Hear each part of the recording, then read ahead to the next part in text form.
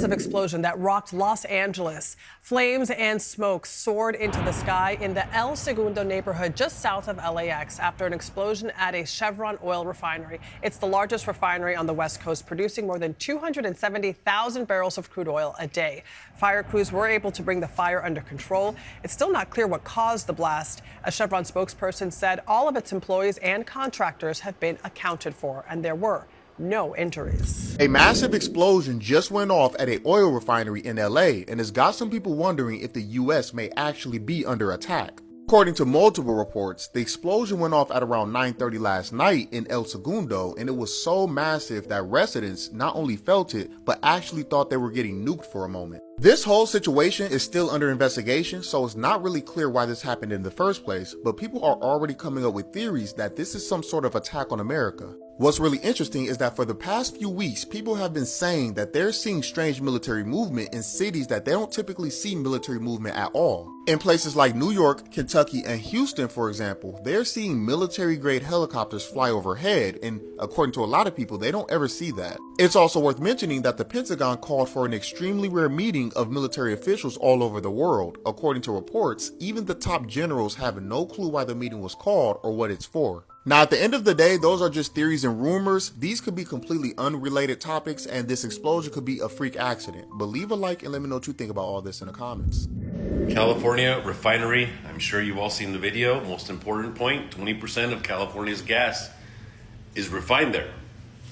Go check gas prices. I'm sure they're already up. 20%, millions of gallons out of that refinery that blew up. I'm not saying they did it on purpose. I'm not saying anything like that. I don't even know what happened. There are very few details they don't even know people got hurt. But if we know, we know.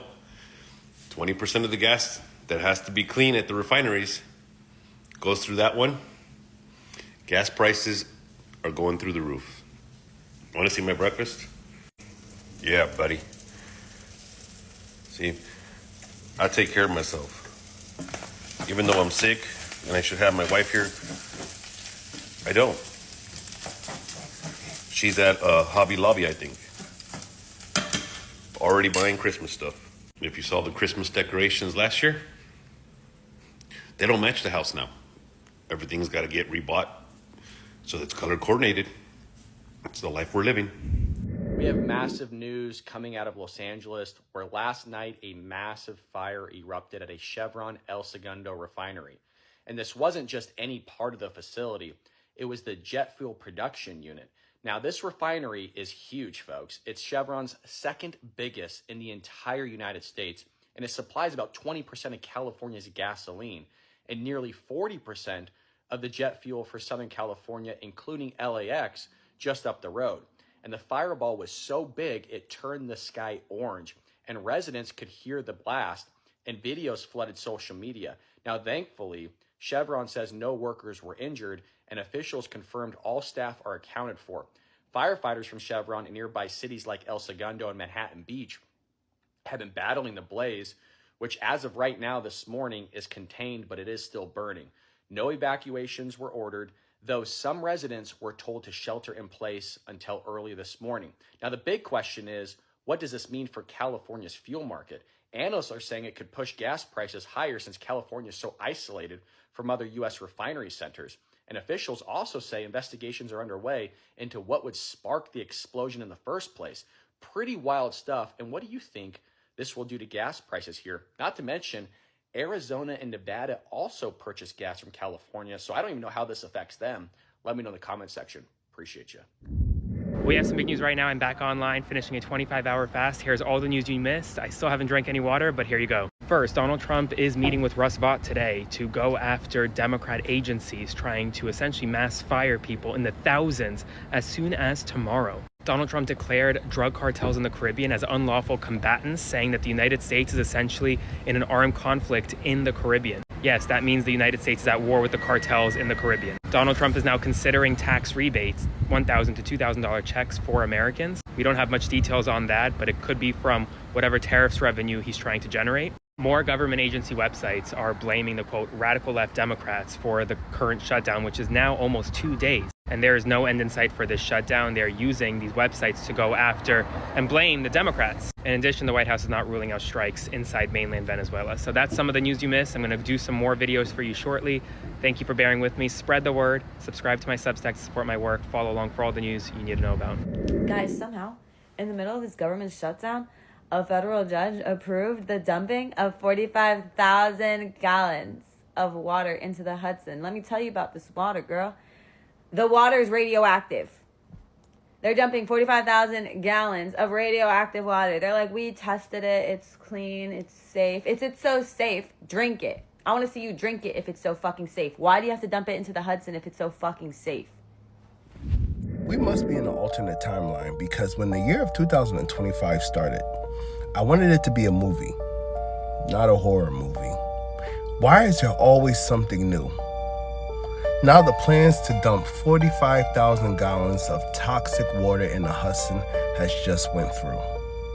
Been approved.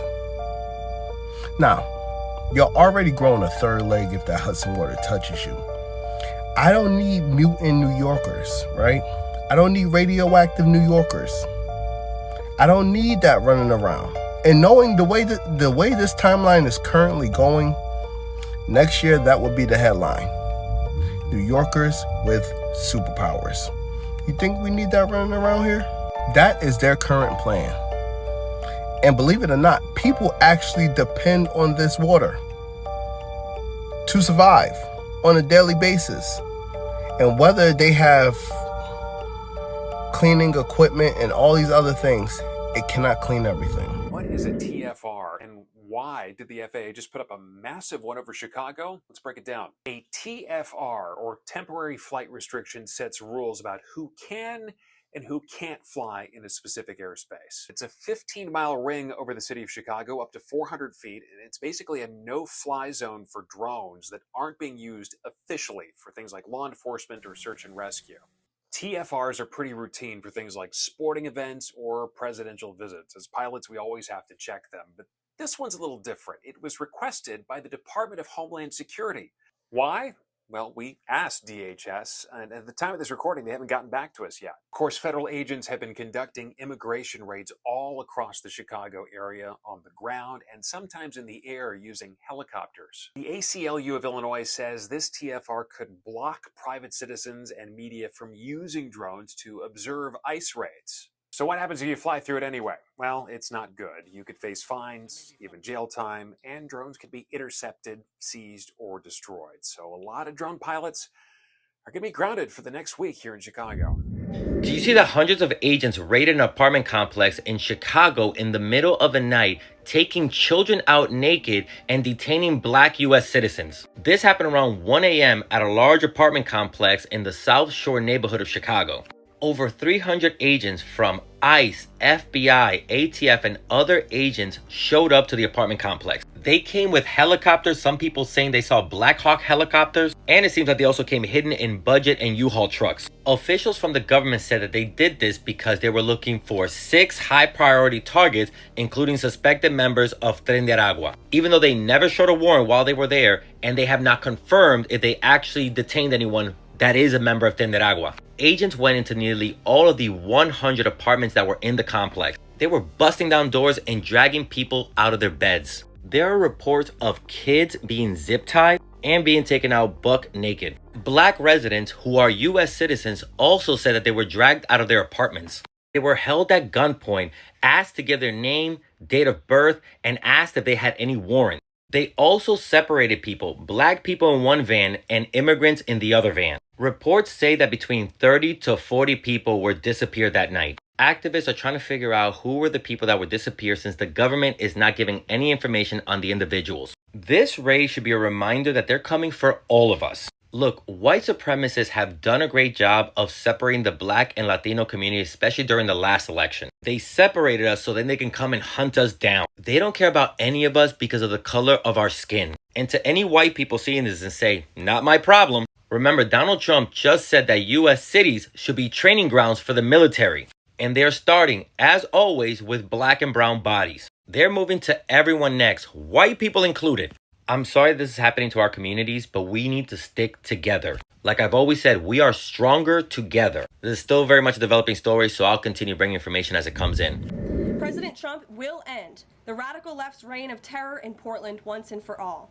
The president has directed Secretary Hegseth to provide all necessary troops to protect war-ravaged Portland and any ICE facilities under siege from attack by Antifa and other left-wing domestic terrorists.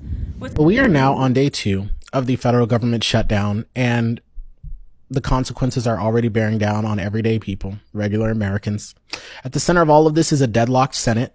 Democrats try to renew Affordable Care Act subsidies to prevent low-income families from getting slammed with higher insurance premiums. And Republicans said no, while lying and saying that the Democratic bill favors giving insurance to undocumented immigrants, which is completely not true and very inflammatory, frankly. But right now, nearly 750,000 federal workers are off the job. No paycheck, no timeline, just uncertainty. And critical data like the jobs report has been delayed. Infrastructure and clean energy projects have been frozen, but conveniently only in blue states. And while families across America are feeling the heat, Donald Trump is like treating this like a blank slate, a chance to redraw the entire government. He met with Russ Vought. If you don't know who Russ Vought is, he is the guy who is behind Project 2025's plan to dismantle federal agencies. And together, they are already talking about what departments to completely scrap. So this is ideological warfare. This is what it looks like when a shutdown becomes a purge.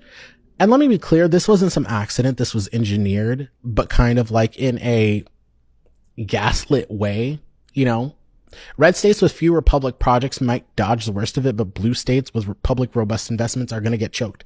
And workers, as always, is just collateral damage. But this is why it's like a gaslit way, because Trump and his allies are spinning this like it's some kind of genius reset, but at the same time blaming the Democrats, right? They're blaming the Democrats, saying that the Democrats are responsible for the shutdown. But at the same time, Donald Trump said in the Oval Office the other day, if I'm not mistaken, that good things can come from a shutdown. You know, we can do a lot of things that's permanent that they won't like. You don't help everyday Americans by pulling the rug out from under them mid-pay period. Okay. This shutdown is more than political theater. It's a roadmap. It's one that tells us exactly where this administration wants this country to go. Fewer protections, fewer services, and more power consolidated at the top. So now the question is, how long are we going to let ideological games play out while real people are left without answers, without paychecks, and without the basic stability that they deserve? One last thing before you go, I am really trying to get to 10,000 followers by the end of October. So if you are enjoying my reporting, please be sure to hit the follow button for more news in 3 minutes or less. And if you want to support my work further with additional perks, you can join my Patreon for as little as $1 a month. Check out the link in my bio.